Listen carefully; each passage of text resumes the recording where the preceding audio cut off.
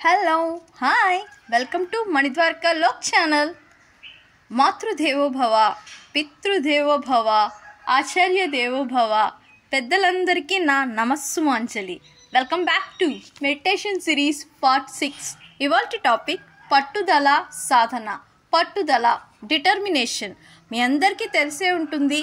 కృషితో నాస్తి దుర్భిక్షం అంటే అర్థం ఏంటి? పట్టుదల ఉంటే సాధించలేనిది ఏదీ లేదు అని. అవునా? ఇక్కడ మనం ధ్యానం చేయాలనే సంకల్పంను బలంగా స్ట్రాంగ్గా కనుక నిర్ణయించుకోవాలి స్ట్రాంగ్గా.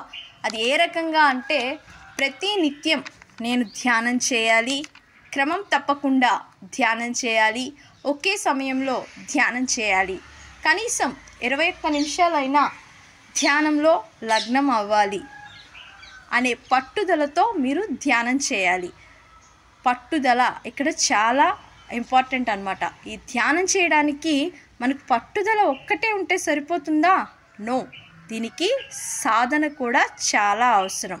సాధన అంటే ప్రాక్టీస్. అవునా? ఈ సాధన అంటే ప్రాక్టీస్ అని చెప్పుకున్నాం కదా. ఇక్కడ మీకు ఒక పద్యం చెప్తాను. అనగా అనగా రాగమతిస నిలుచునుండు, తినగ తినగా వేము తీయునుండు, సాధనమున పనులు సమకూరు ధరలోన విశ్వదాభిరామ వినురవేమ.